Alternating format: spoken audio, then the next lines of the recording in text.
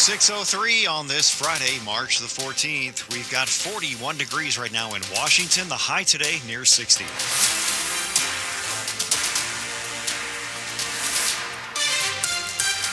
Good morning. I'm Kyle Cooper. And I'm John Aaron. The top story we're following this hour, more on that shutdown showdown. It is decision day for the Senate. If a GOP-backed continuing resolution isn't passed by midnight, there will be a government shutdown.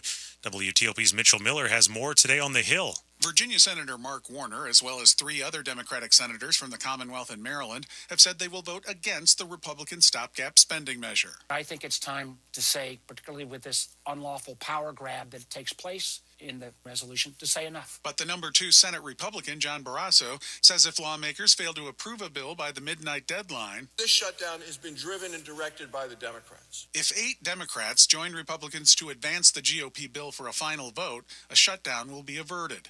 A final vote would likely fall almost entirely along party lines. On Capitol Hill, Mitchell Miller, WTOP News. A second federal judge orders the Trump administration to bring back thousands of probationary federal workers let go in mass firings across multiple agencies.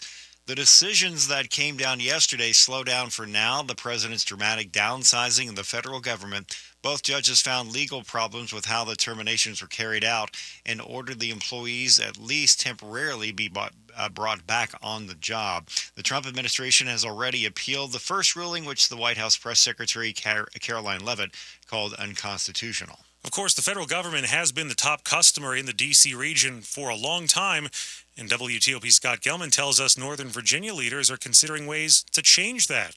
Many of the stories are different. A cul-de-sac in Arlington where someone lives and every household has a laid-off federal worker in it. But Julie Coons with the Northern Virginia Chamber of Commerce explains people losing jobs and businesses losing government contracts means it's time to consider a new approach. It's really our clarion call to change and respond. It would involve looking at things like biopharma and figuring out why it's not as big in Virginia as it is in Maryland. She says it requires a focus on figuring out how to make certain industries grow. Perhaps that could be space commercialization. Partnering with businesses that want to expand and universities to offer training can help too. Even if all of that happens, she isn't expecting business with the government to disappear. While it still will be a customer, it won't occupy the same portion of our economy.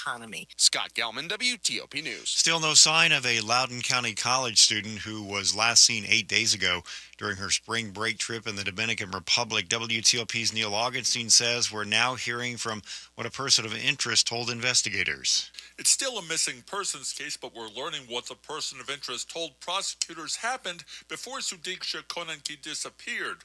According to a local news organization citing a 50-page transcript, the young man said he and a friend met Konanki and her friends that night during a party at the hotel. They had some drinks and went to the beach. In his words, "We were waist deep in the water, talking and kissing a little." He said a huge wave hit them and swept them away from shore. He said he was a lifeguard and struggled to get her to safety since he'd swallowed a lot of water. In his words, "I almost lost consciousness several times. When they were knee-deep, he says he asked if she was okay, but didn't hear her response since he started vomiting. When he looked around, he didn't see anyone, so thought she'd grabbed her things and left the beach. He fell asleep on a beach chair." But there were 8 questions he didn't answer at the advice of his lawyer, including, "What do you think about Sudiksha's disappearance?" Neil Augenstein, WTOP News. Coming up, a supercar maker gets into the stroller business.